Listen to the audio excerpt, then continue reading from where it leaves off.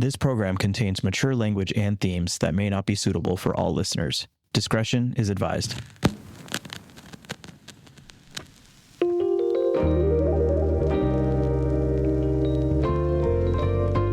Hey, my love. I just wanted to take a moment to tell you what's on my mind. I'm just sitting here reminiscing from the time we were teenagers until now. Our bond has never wavered. We've grown, we've changed, and yet our love has only deepened. It hasn't faded or lost its spark. It only became stronger, more real. What I admire most about you is your resilience.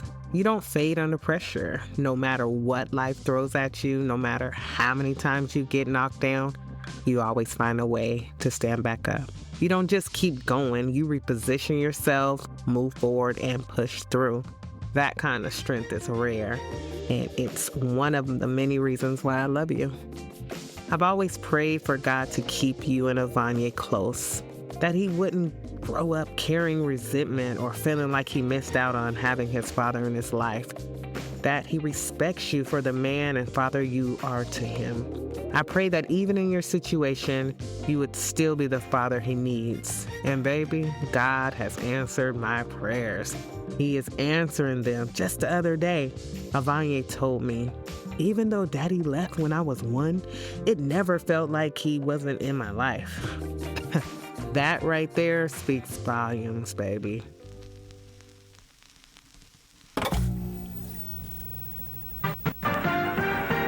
Andrew McCarthy is interested in more than just a good... Listen, he's having no trouble... Could you say it again? He smell her in the white... We're on your... This is Demar Nelson. This is my story. It's the Demar Show, presented by Concrete Mama. Okay, here we go. Here we go, man.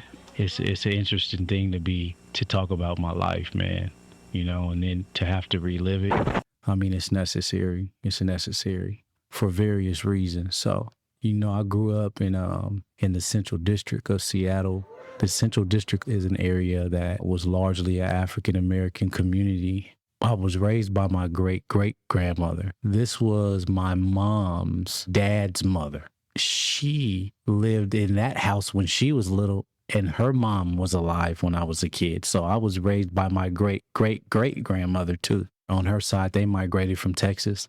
Okay. And on the Nelsons, on that side, they migrated from Detroit, and they were Cherokee and Black. I learned recently that, you know, the Nelson name came from one of my ancestors who actually grew up on the South Dakota plantation. He murdered somebody there, fighting for his wife, and changed his name to Nelson, fleeing. I just learned that like 2 weeks ago, but from my dad. That's some vital history right there. It's vital family history right here. That's dope. There was a lot of love in that house. My grandma opened her doors to everybody. My aunts there, my cousins there. One of my brothers and sisters was there later on as I grew up. My cousins and the people that stayed there, they were also suffering from addiction. She did the best she could. I wasn't spoiled, but after her raising her own 5 kids, there was really no room for me to really get the attention that I really needed as a young man. You know, my mom left me with her when I was 7 months. She was dealing with drug addiction. My dad wasn't around. You know, I never had the best of anything, you know, but because my grandma, she was old school, you know, she wasn't going to buy me no Jordans or nothing like that. But I had clothes on my back and food in my belly. My grandma's affection was old fashioned, you know, coming from Texas. I didn't get a lot of that. You know, a lot of people that come from older generations, they very rarely say, I love you, especially growing up in a household with a lot of old fashioned women from Texas. They never said, I love you, but she did it in various ways by showing me love. I would sit on the porch with my grandma and she would, you know, grease my scalp. She made this banana pudding, man. And I remember, you know, she would always call me in there to lick the spoon. You know, me and her had a really, really good relationship, though. You know, when my mother was busy with, you know, her life and what she was dealing with, my grandmother stepped up to the plate, even though she was tired. My grandma was really old. She yelled at me a lot. She would have to catch me to whoop me. You know what I'm saying? So, and also in my household was my grandfather, Bobby. And he was from Detroit, too. An amazing man, was really quiet. Right. wasn't violent. They had been married for about 50-something years. My grandfather, Bobby, was a very quiet provider. Okay. He retired from the steel mill in Seattle over there in West Seattle. He bought me my first bicycle ever, because I remember growing up, I never had a bike, so I used to always take bikes and put them together. Took me to Costco, man, and let me pick out a bike, So when you say quiet provider, what do you mean by that? He didn't make a lot of noise, man. He went to the store every day. My grandfather had an obsession with making sure we had all the toilet paper and paper towels. My grandma would blow up on him like that would be his thing every day. He'd go take a trip to the store, cut out coupons, and make sure he goes and buys paper towels. He could never have enough paper towels. And he used the paper towel for everything. Paper towel was the coaster. The paper towel went over the cup. The paper towel covered up his food. The paper towel covered up his food when it went in the microwave. Paper towel went around his spoon when it was sitting on the table. I never really had a lot of role models in my life. Right. But as far as a lot of the stuff that I learned about taking care of yourself, it came from my grandfather, Bobby. Cleanliness, all that. All that stuff. He was really big on that. And he loved me, man. He really did love me. He loved me in a way that I'm just now starting to understand. This household, because it had so much going on, I wasn't raised to thrive. I was raised to survive. I was always one of them kids who was very impulsive. Just do stuff, you know what I mean? I was diagnosed with all the ADD. I was on Ritalin at one point. I went through that. But my grandmother made a big deal out of getting me off of that because I wouldn't eat my food. In and out of my stages of growing up as a young man, the coming and going.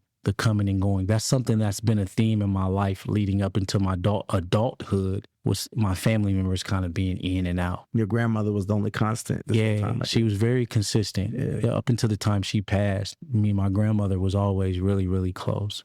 There was really no supervision. She was too old. My grandfather, he's in bed by 5 o'clock. He's not there to really be a consistent disciplinarian. My grandfather, he took my literacy seriously. Absolutely. My grandfather, Bobby, that's all he talked about was, you need to learn how to read. You need to know how to read. Read. And at the time, going to school, he wanted me to have extra time into that. So he hired our next door neighbor to come and grab me twice a week. And I would go over there and learn how to read. That's what's up. You know what I'm saying? And you remember any of the books that you started off reading? I don't, man. I don't remember any of those books. You said earlier, Steve, undefeated. It's coming up at 8, an all-new episode of Keeping Up with the Nelsons. So me and Demar met in 2003. I remember I was going to the mall to actually meet somebody else who stood me up that day. And Demar was actually with a few of his friends. So we were both walking the same way. And I remember him coming up to me and he was like, hey, and I already knew who he was because he tried talking to me previously when I was I think it was a year or two prior to that. And I had told him, I was when he tried talking to me, I'm like, boy, you are too young. How old are you? And he's like, baby, it's not about the age, it's about the stage. And I'm like, come on. And I started cracking up though, and I know he thought he had me because he had me laughing. And I did give him my number. I did. From there, I remember him calling me that evening. I told him I was in the church because I was before when he tried to talk to me, he actually knew my nephew. So I already had some type of history with him. I knew who he was. So when he called me, I had told him, hey, I don't go out to the clubs or anything like that no more. I go to church. And he was like, it's cool, I can go to church with you. And I'm like, We was talking all the time. He actually did come to church with me a couple of times. So that was kind of cool. But we started really getting close. He would come to my house, I would come to his house, and we would talk about both of our little friends that we had, people we liked and stuff like that. So we really had a friendship in the beginning. I wasn't tripping on him, he wouldn't trip on me if somebody called my phone or anything like that. And again, we were still both young. But then as we started getting serious, I just remember my little emotions took over and I just be like, who is this? Who is that? No. You know how that goes. So as time was going forward, I just remember my friends, they would always tell me girl, do you know how old he is? He's only 16. I was like, no, he can't be 16. And he told me he was actually, I think, a senior in high school. I just was already in love, I guess what you would call quote unquote puppy love. But he had me sucked in at that time. So we just kept going forward. He would take my car sometimes. He would go to his family's house. And I used to want to go to, it'd be holidays and stuff like that. And I always wanted to meet his family. But his grandmother, he was really, really close to his grandma. We actually call her mama. And that was his mom, like literally someone who raised him. He loved his mama. And when I met his grandmother, I was able to be myself, We just talked and talked. Then after that, we built our own relationship. And I would call her. She would actually call me sometimes too. She would tell me things that's happening in the family. He probably didn't know, but it was a lot that she would share out with me, but I always kept it in confidence, right? I think she trusted me. There was things that, when Mara and me and him would have little issues and stuff like that, that was somebody I could confide in. I would call her and she'd be like, that dang Demar. But she had her own choices of words. And everybody that knows her, we know how mom would talk. Now, his grandfather raised him as well, right? Along with his mom or mama. Even when I stayed with him that couple of weeks, I would come in the house. I'd be like, hi, Bobby. He would be like, yeah, okay. He never would say hi. I remember one time he told me to put a napkin over my food, right? He said, yeah, because when you don't put a napkin on the food, it splatters everywhere in the microwave. And I was like, oh, okay, And from that day on, it's like he would teach me little things. He would talk to me. And I think people are kind of surprised because he wouldn't talk to nobody. The whole project will collapse. When I was about 12 years old, I got some news that my father was trying to get his life together. My father was also, dealing with addiction. My grandmother placed a lot of emphasis on my father taking care of me, but she would tell him, if you're going to come get this boy, you need to get your life right. She started to talk to me about me going to live with my dad. My dad would start to pop up every now and then, and he would come get me, but he would have to drop me off. At nighttime, my grandma wouldn't let me spend the night over there. Now I'm spending weekends with my dad. My dad's getting clean and sober, and I would go to actually sobriety meetings with my father. When I was a kid, I would sit in there and listen to adults express themselves. It empowered me. They would call on me. I would say, hey, my name is Demar Nelson. I'm 12 and I got 12 years clean and sober, and everybody would laugh, And so between the time that my dad came to get me from my grandmother's, I would get suspended from school. Leading into my teenage years, just having those impulsive, just kind of like malicious mischief behaviors. That's something that I really dealt with. What was school like? When I was in school, I always achieved well. Yeah. I did great in school when I was paying attention. I really excelled in language arts and reading. When I was in elementary, taking a test, and I read at a high school level. Fast forward to when my dad came back around, that was when my life was starting to kind of balance out a little bit. Right. So around the time I was 13, my dad started to get clean. Most of my friends and all the people I grew up with, they didn't have a dad. They either had their mom or their grandmother. When my dad came around, I was kind of like the cool kid because I had my dad. Right. Nobody had their dad. At the end of the block at my grandmother's house, there's this bus stop. When my dad used to get off the bus, I used to just run and jump in his arms, man. And that was the greatest feeling ever. Like my dad, you know what I mean? Spending that time with my dad was huge because I started learning how to take care of myself. I would get baths, but my dad taught me how to wash between my, my ass cheeks, taught me how to wash behind my ears, how to take care of myself properly. The things that a man teaches his son. Pick the right shoes out. Now I'm getting cool shoes and stuff like that. And so, that's my weekend, the highlight of my weekend. Yeah. I'm 13 at the time. Eventually, him and my grandmother sat me down and was like, you're going to be going to live with your father. How do you feel about that? And that was huge. But I ain't gonna lie, it was also a heartbreaker because I had been with my grandma my whole life, man. Wow. And when you're young and you leave somebody like that, you feel like you're leaving them behind. I'm never gonna get her back. You know what I mean? Yeah. But having my dad in my life was essential. He was clean now. Yeah. He had regular transportation. I'm spending time with him. Him and his girlfriends coming to pick me up. And, I'm starting to look at the world a little bit different, in terms of, somebody got me. My dad was important, though, because he taught me kind of like how to be a man with my emotions. Right. He was like, all right, get all your stuff. You coming? I'm on my way, D. Today's the day I'm coming. He called. I had all my stuff packed, all my little toys. And when my dad came to get me, I remember kissing and crying. My dad was like, D, you're going to come back. You're going to see her on the weekend. We left. And I remember looking out the window and I seen my grandmother standing on the porch. And I cried like a baby, man. Absolutely. My dad was like, man, when we got in the car, man, quit all that crying, man. Now I got the male presence in my life. He lived in a split level home at one point for people that are like transitioning, kind of like a home that you share a bathroom, you share a kitchen. Okay. And we had one bed in there.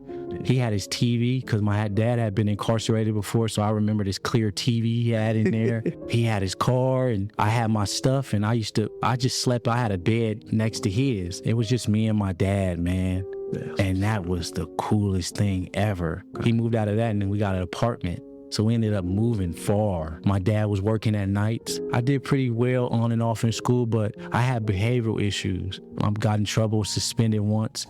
He didn't know what to do. My dad's young at the time. He's never parented, so we got into counseling. I spent a lot of time in counseling when I was young. I was one of the only kids that could actually have coffee in class because they said it reverses ADHD. Coffee calms down hyper people. We was really like going through a lot of counseling when I was young, just trying to figure it out. Leading up into the time I was in high school, there wasn't a lot going on. I still had my friends, a lot of them guys that I grew up with that was into the gangs. Because my dad was around, a lot of that stuff kind of kept itself at bay. And I would hang with those guys, but there was a standard for me. And then about freshman, sophomore year, I started to kind of excel. Counseling was helping. I had a consistent home, which was really cool because my dad had a girlfriend who was there, made sure we ate, clothed. Everything was going well. I played football in high school. I would have scouts come see me. I used to be on the news a lot. Eric and Terry Metcalf were my football coaches. So these are father and sons who've been to the NFL. Right. And they were like, if this guy stays on the right track, like we can get him to the league. I was like one of the fastest freshmen in school. People used to come find me to race in the halls. Man, everything was actually like kind of balanced out. I had just met my girlfriend, who's my wife now, about 15 years old. Yeah. Her name's Vanessa. Very good, sweet woman. She thought I was 18. I lied about my age. You know what I'm saying? There's a taxi cab to get out. But what really made me fall in love with Demar is his charisma, his tenacity, how mature he was for one, that he was different. He was different from even the dudes that he hung around, He had a lot of, I would use the word hustle about him, but he just had get up and go. Everything that he did, he mastered, I would say. All of a sudden. Unbeknownst to me, my dad, though he was clean, he still had some things going on in the streets, his lifestyle. And so around my freshman year, my dad ended up going to prison.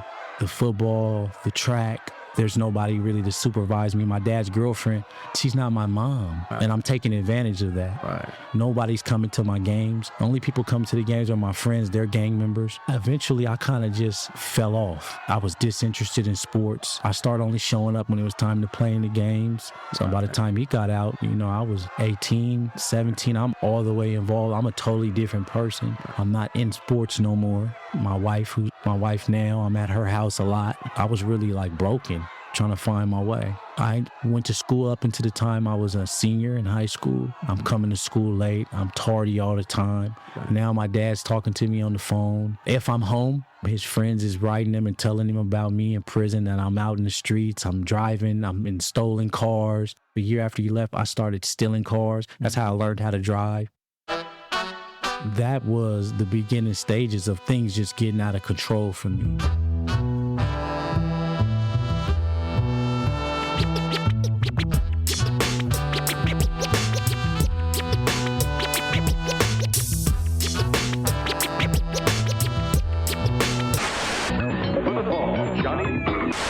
And now for win 4, the first ball.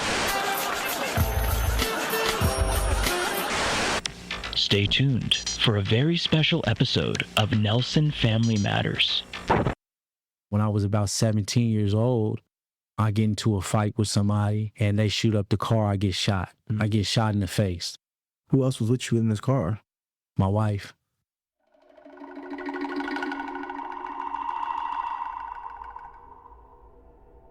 So when Demar turned 18, we were both living together. I think at that time I was about 20 years old. He called me and he said he was going to be on his way home in a little bit. But he asked me, did I want to go grocery shopping? And I said, yes. He told me, okay, I should be leaving here in about 20 minutes. On his way home, I do remember him calling me and he said he'll be there, in a little bit, make sure I get dressed. I had just had a fist fight, like an altercation with some dudes, and I was pulling away from the scene. When I left, I didn't know they was following me. Once he got there, he didn't call me. He came in the house. He asked me, was I okay? And I'm like, yeah, I'm okay. I remember grabbing my stuff and we went outside. But I noticed when I'm walking to the car, he ended up looking to the right, like, what is that car doing? A lot of bad things were going on. A lot of disagreements, a lot of fights. Weapons were now starting to be drawn. They weren't, fired yet. It was just kind of unfolding. As he backed out, he's like, where did that car go? But that's when I noticed the car had sped off. He kept looking in the rearview mirror, kept looking around. And I'm kind of like, didn't really think too much, but I was like, something's not right. So we're headed down towards Winco. And then all of a sudden, that car got to the left side. And before I knew it, he lifted his body up, took his hand and just pushed me down towards the glove compartment. And all I heard was pop, pop, pop, pop, pop, pop, pop. And instantly, kind of got up and jumped on top of him and started pushing on the brakes. I was able to stop the car. He got into the passenger seat. And then I busted a U-ey and drove back up the hill. And then I'm just going through lights and everything. And I pulled into the hospital. And boy, that was just the night that literally changed everything. They had to immediately rush him into surgery. Ended up breaking my jaw. I was in the hospital for a couple of months because the heat from the bullet had my face so big. It knocked my jaw off. So they had to re-break my jaw, reset it because it was crooked. And then they put these metal braces in my jaw. So they had to wire his mouth shut so he couldn't eat for 2 months. Made a lot of smoothies for him. And he lost a lot of weight. After that, I'm going to be honest, man, I lost myself. Totally. I remember him just being really depressed, I became extremely antisocial, impulsive. It ruined my life, man. It was heart-wrenching to see because he went from just this person full of life, always joking, always to being on edge, very paranoid in a sense, overprotective of everything. My life is strange because I know what it's like to be a victim and a perpetrator. I've hurt people, but it was because I got hurt. So now I got this energy about me, this posture. I ain't never put her in harm's way. It gave me, I think I was snapped for a long time. I just noticed the difference. He was very on edge, very unsettled. I know when we would drive, he's always constantly looking over his shoulder. There was times that I'll be home. We lived on the 3rd floor and he would, especially at nighttime, he would ask, is anybody watching me or is anybody behind me? So it was hard. It was really hard because I'm unsettled, and I'm worried. I'm we got to live like this now, We don't know these people, whoever shot him, and that they never caught the person, right? When I would go to the hospital for them to check up on me, there would be a correspondent meeting with the therapist. Now that I think about it, I wish I would have took that meeting because I wouldn't be where I'm at today. He was trying to do therapy on my head. He was like, you got shot in the head, basically. How do you feel, all that? And I'm like, I don't know you. I was never raised to talk to somebody I don't know. What was your family's reaction? Man, they couldn't believe it. I remember the hospital was full, man. People was going crazy. I remember trying to control my friends who were there. They got revenge on their heart. And then my dad, he was like, man, what's going on, man? Look at what it's become. My life kind of spent out of control after that. Did you ever get to talk to your grandmother about this? She was there. I remember her coming to the hospital. I don't think she had much to really say. I was safe. I remember she came to the hospital oh, Demar, what's going on, After I got shot, sadly, it got worse for me. All the warning signs, whether it's the doctor trying to check on my mental health, I told my wife eventually they would call for me to come to the appointments. I told them to stop calling. I kind of just shut everything out.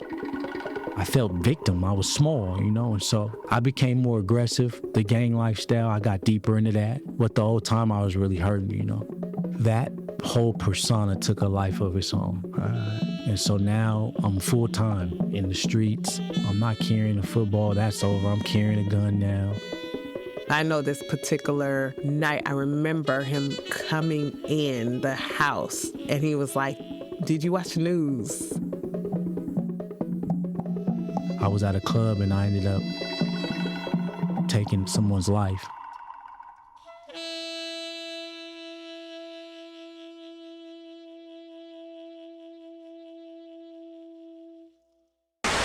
Then it's back-to-back. It's just not my birthday.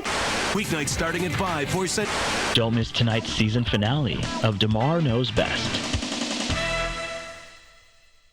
That behavior spiraled out of control. My wife at the time, I had a 1-year-old son. So before my case actually took place, there was a moment after I got shot where I'm in the streets, I'm hustling, trying to make ends meet.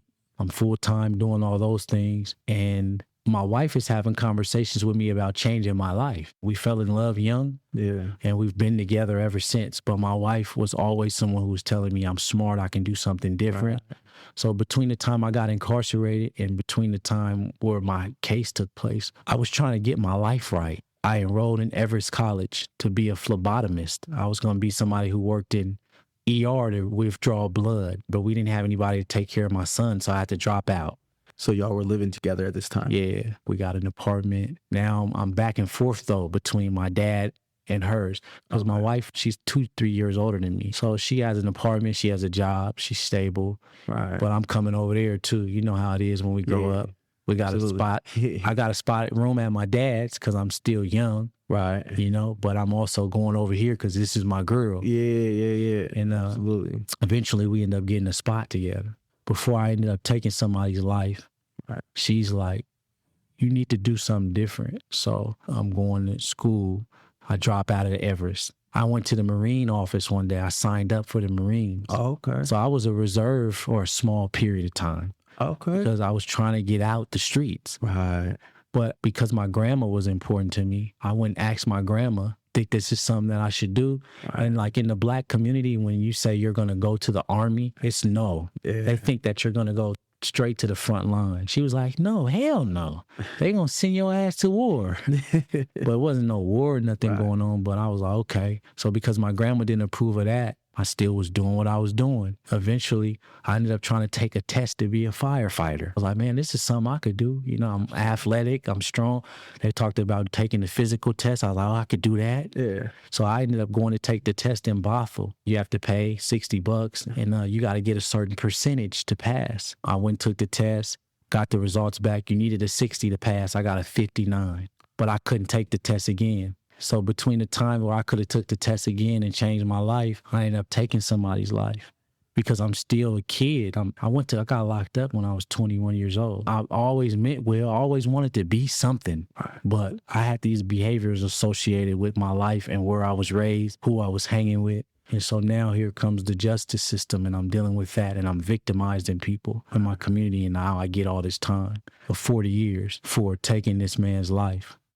I know my victim has a daughter. I don't know her name. It's something I remember in the trial. Going through that situation as a young man, it's kind of like a tailspin. You get locked up and you're trying to figure out, how did you get here? How did I do this? Why did I do this? Why am I making these type of choices? He had his permit to carry. We would go to the gun range sometimes. In that trial, I remember them saying the guy was on the porch and he broke a glass or something like that, but put it behind his back. And he walked towards my husband, and I'm hearing that in trial, right? And my husband's probably not knowing because he probably didn't see in clear view what it was. So when he's walking towards you, you know what I'm saying? My husband's got permit to carry, and he tells the guy, back up, stop. And then you're not doing that. How much more, what would you do, right? So I know my husband felt threatened. And all he could probably think of is the fact that he's been shot, and I cannot let this happen to me again.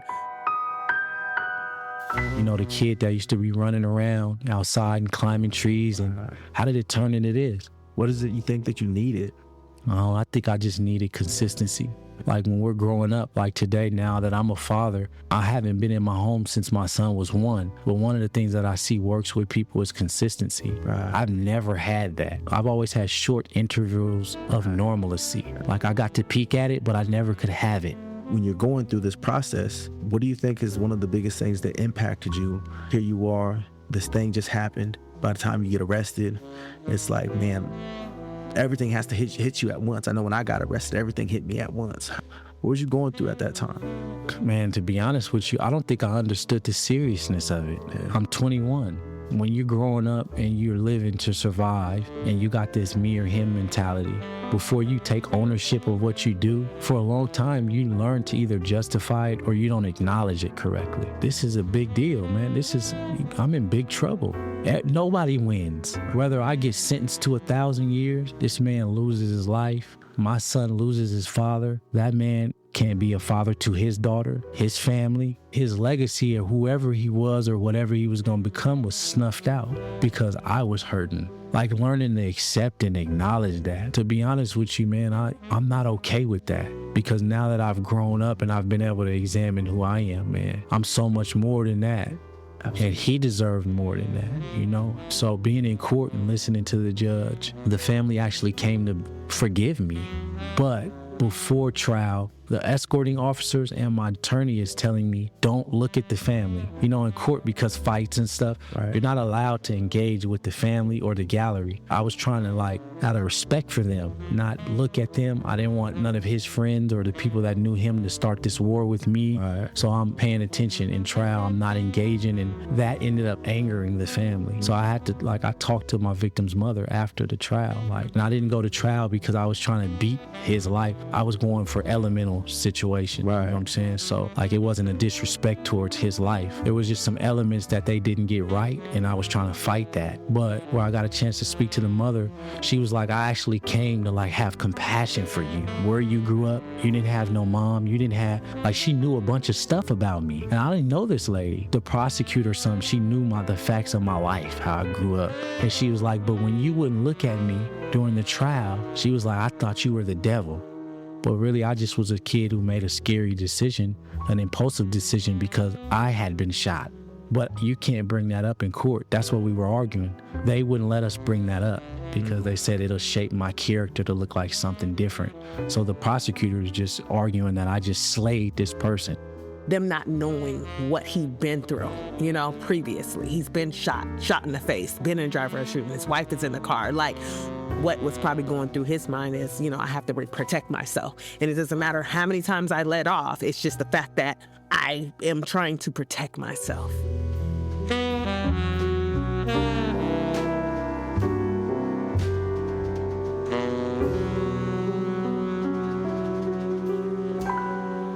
You're 21. They just gave you twice the amount of time that you've lived on this earth. Yeah. You know, and you're being told that you have to go and now serve this time in a space that is designed for bad people. Yeah. Right? It's designed for people that can't make it in society when in fact you are a person that can make it in society. It's just that because we found ourselves in a situation where our youth took control of our decisions more so than us being able to analyze and think things through effectively. I acknowledged it early, but when I came, I was like, man, like, how am I going to do this? What's going to be my course? I'm looking around. There's men older than my father acting like me. That scared me. I was like, I don't want to be like this dude. I got a son at home. I'm trying to figure out how am I going to be a father? You know, I got a wife. And eventually I'm like, well, I need to start making myself available for things that can make me better. I have emotional issues. I have behavioral issues. I took somebody's life. The nature and the structure of their family tree, I've altered that. I was like, well, I can honor my victim by doing better. I can't give anything back. I took that. I need to just start attaching myself to things that make me and the community and people I come into contact with better. My support system pretty good up until that time, you know. My wife is still there. At one point, you know, I tried to divorce my wife, bro, because I couldn't handle the weight of, sometimes women, when you go through something, we don't know it, but they feel like they have no choice but to support you. Right. And I didn't want to drag this woman through this, you know. It was probably like 6 months in, and my husband told me, if you can't do this, please let me know. This is a long time that I'm going to have to serve. These are some years. I really don't want to see you go through this. You don't have to do this time with me. And if you can't ever do it, just let me know. I will always respect you. I'll always be your friend. And I realized when you go through something like this with someone you love, there's a bond that forever is unbreakable. No matter what life throws at you after that, you just know this person is your lifelong partner. I think that's why we're so close now. We do sometimes talk about, what we've been through, and we realize, we are there for one another. She came back that following week and was like, that made me want to, I believe in you. I believe you're going to get through this. I believe that. And that made me love you even more. This stuff takes a toll on everybody. My son, my wife has caught him in the shower crying, screaming, I just want my dad. And it's a lot. It can be a lot. But I have to carry it because I take full responsibility for the choices that I made. That's what a man does. I have to accept that. I have to accept the crime that I committed deserved punishment. Do I deserve to stay here forever? I don't believe that. But until I leave, I'm going to continue to do what I'm doing. After being there for 4 years, I went to Shelton Population. I'm close to my family now. I'm getting visits every week. I was parenting there. Yeah. My wife would bring my son up. If he had a bad day at school, I was that close. Now my household is, it's getting healthier. They can reach me. It's more tangible. The same programs that we were doing at Column Bay, I brought it there, and I was doing really well. My wife was able to access me. Now I rebuilt my relationship with my mother there. So my mom started to come to see me. I hadn't seen my mom in years. I beginning to see a shift again, like in my behavior. When you spend time with your parents, growing up without my actual parents, a lot of my ways and the stuff that I have, a lot of people say I got an old soul. It's because I really was raised by old people, bro. Being raised by your parents or being around your parents, when you've never had them, you're looking at yourself. It's like, whoa, I'm seeing why I do certain stuff, why I act the way I act, where my mannerisms come from. Genetically, though. Right. My mom ain't never raised me. Right. And I say that respectfully, but my mom has all these things that I do. And it fascinated me, man. I'm like, what's one of those things? She's a great listener. Okay. And she loves knowledge. She's very compassionate with learning people. Yeah. She's very creative. Absolutely. Oh, I can see all those things in you. Absolutely. Yeah, she's very creative. She's intuitive. Very much so. The way she moves and talks like that, like we're one and the same person. And I was like, man, seeing that, it broke me, man. I'm like, I gotta forgive this woman, man.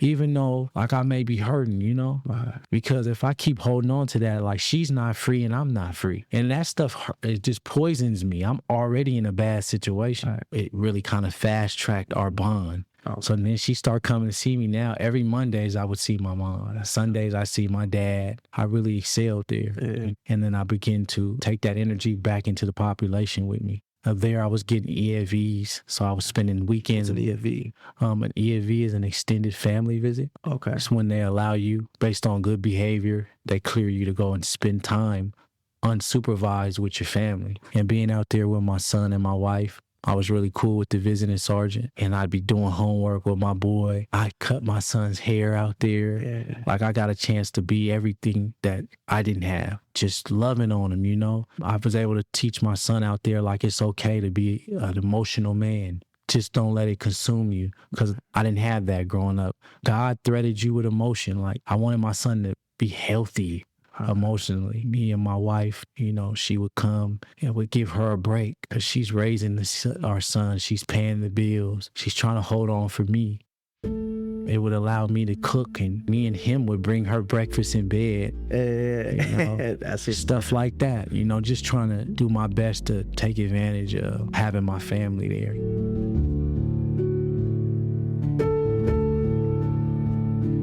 My grandmother ended up passing. I want to back up a little bit, though, because my grandfather died before she passed. I went to that funeral, and I seen my grandma a year before she passed. Up until that time, my grandmother had some strokes. She was on an air machine. When she could talk, she had her memory, but she had 4 strokes. the doctor said, you know, the right side of her brain, that everything that teaches her how to function and stuff, she was starting to decline. I got to see her. You know, she was just staring at me, and I was looking at my grandmother, and I didn't want to disrupt what she was doing because I knew it, like she was looking at me like she's trying to see if I'm okay. And so I looked at her, I was like, I'm okay. She was like, okay. And then her breathing machine cut off. I had about 30 minutes left before the officers was going to get me out of there. And when the breathing machine cut off, I could hear her struggling to breathe, but she wasn't going to say nothing. She was going to sit there because she hadn't seen me in 14 years. You know, I turned around and told my auntie, and then I said, she needs to go. She looked at me before she left and was like, if I don't ever see you again, I love you. I knew what that meant. It was her time was coming, you know. And so she ended up leaving, and the police officers escorted me outside to escort me back to the prison. And it was crazy because when I was walking to the car, I almost collapsed, man, because I had so much emotion. I turned around and looked, and my whole family, including her, was just staring at me. And I got a big family, bro. Like, I was at a concert. I was on stage getting ready to perform. They're looking at me, and everything just hit me. I was like, man, I'm responsible for all these people, man. My son was at the funeral. He ain't never been seen with his father free. He's on me. So I'm walking with these chains and stuff. He just wants to be seen with his dad. My whole family's looking at me, and my grandmother's looking at me before she leaves, and it hits me that I left behind all that responsibility because I'm like one of the leaders of my family. Right. And I was like, man, it's over for me, man. I can't keep playing this game. I gotta do better. When I got back to the prison, I cried like a baby. She died a year later.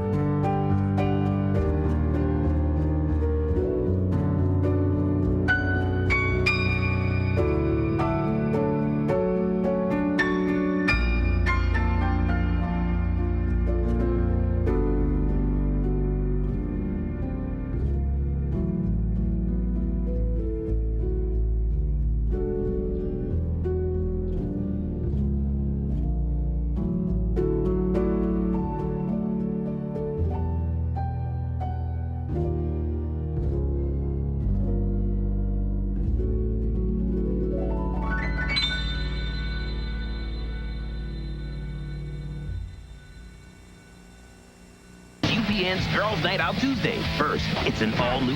He's right. I do want him. And now, ladies and gentlemen, it's that time again when Red digs into the vaults of the Washington State Penitentiary to bring you the wildest tales in the prison's history. Tonight's feature is called The Curious Case of Herbert Nicholls, Jr. What if I told you that the youngest prisoner ever to be incarcerated at the Washington State Penitentiary was 12 years old? Would you believe it? Sounds pretty crazy if you ask me. Like, there's no way a civilized society would ever incarcerate a 12-year-old child in an adult prison. Right? Wrong. This is the curious case of Herbert Nicholls Jr., the youngest prisoner ever to be housed at the penitentiary here in Walla Walla. August 5th, 1931. Shortly after the stroke of midnight, 12-year-old Herbert Nicholls Jr., armed with a gun he had taken from his friend's father, broke into Peter Klaus's People's Supply store in Stoughton, Washington, to steal tobacco and gum. Tipped off to the burglary by a neighbor, County Sheriff John Wormel entered the store with his deputies and the shop owner a few minutes later. When they ordered him to come out, young Herbert, hiding behind some boxes and a barrel of vinegar, shot the sheriff in the head as he approached and killed him instantly. The murder and subsequent trial set off a media frenzy, with reporters from all over the nation swarming the area to cover the story, and the local townspeople were in an uproar over the murder of a respected lawman by a troubled juvenile, with a history of theft and arson, who they say showed no remorse for the killing. It became a circus. During the trial, Herbert had to be moved to a safe location because a lynch mob formed. The local church was even selling fried chicken dinners to them outside the jail. I say that again. The church was selling fried chicken to a group of adults that organized themselves into a mob to kill a 12-year-old. Are you serious? Come on, man! But what was uncovered at trial was a tragic tale of a family with a long history of mental illness and physical abuse. Multiple members of Herbert's family were committed to insane asylums. His mother, Hazel, even made claims of bestiality against his father, Bert, for having sex with the family heifer. Bert eventually shot and killed a family friend while attempting to kill Hazel, and was sent to Orofino State Hospital for the insane in Idaho. Unable to care for her children, Hazel gave up custody of Herbert and his 3 older brothers to the Children's Home Finding Society of Boise, Idaho. He bounced around from foster homes, state institutions, and eventually found his way to his grandmother's home, who starved and beat her grandson when he would misbehave. All of this came out at trial, and soon there was a public outrage from other parts of the country, including Father Edward Flanagan, who founded Boys Town, a refuge for homeless boys in the Midwest. He started a campaign to get then Washington Governor Roland Hartley to parole Herbert to Boys Town. But no pardon or parole ever came, and the jury still found him guilty and gave the 12-year-old a life sentence. And he was sent here to the Washington State Penitentiary, an adult prison. If all that wasn't crazy enough, what happened next was pretty extraordinary. At first, Herbert was kept in general population, but shortly afterwards they built a specialized hut near a guard tower for him to live in, so he could be away from other prisoners at night. He ate with officers instead of in the chow hall. He didn't have to wear the prison uniform either, but he was still accepted and looked out for by the other prisoners. They helped tutor him and taught him how to exercise and play handball. In this new environment with rules, education, and structure, a once apathetic and detached Herbert thrived. He became great at math and loved to read. He furthered his education by getting homework weekly from the local school district, and he eventually received his high school diploma in 1938. Later on, he even took correspondence classes from Washington State College. In 1941, due to his incredible transformation, Governor Clarence Martin pardoned Nicholls as one of his last official acts in office. Nicholls went straight to work after his release. He thrived as an accountant in a Tacoma shipyard and was so good at it, he later moved to California to work at MGM Studios. From there, he went to 20th Century Fox in Hollywood and stayed working there for the rest of his successful career. He married, had a son named John, and never committed another crime, ultimately passing away in 1983. This was the curious case of Herbert Nicholls Jr., proving that if given the chance, even those that society deems lost causes or unforgivable can truly transform their lives and become better human beings, and ultimately successful and productive members of society. And if you ask me, that's definitely a story worth sharing.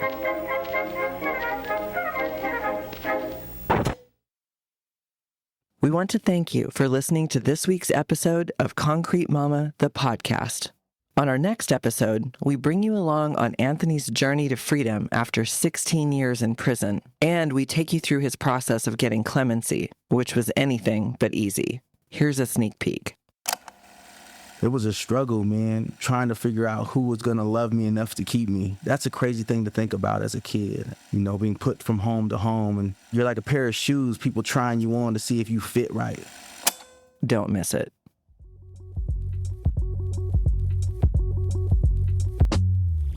This podcast was produced by Unincarcerated Productions. I'm Rachel Check, one of the producers. This episode, we would like to acknowledge Vanessa Nelson for her undying support of her husband Demar and participating in telling their story. We would also like to thank our amazing support team over the past year of Kavita Getchell, Eric Smith, Cameron Lee, and Professor Robert Sickles from Whitman College. That's it for this episode of Concrete Mama. But before we go, here's who makes it happen. Zach Bentz is our editor, audio engineer, and graphic designer. Megan Sanchez handles our social media content and audience engagement. Vic Chopra and me, Rachel Check, are the showrunners and executive producers. Washington State Penitentiary in Walla Walla and Washington State DOC have made this project possible. For more info, check out our show notes, and you can write us with questions about the podcast at the email and address listed there. We will read and answer some of them on future episodes. You can also subscribe to support us and get extra content. Concrete Mama is more than a podcast. It's a platform for voices that need to be heard. If this episode resonated with you, share it, support it, leave us a 5-star rating, and keep listening. You can find Unincarcerated Productions on Instagram, Facebook, TikTok, and various other social media platforms. Thanks for listening.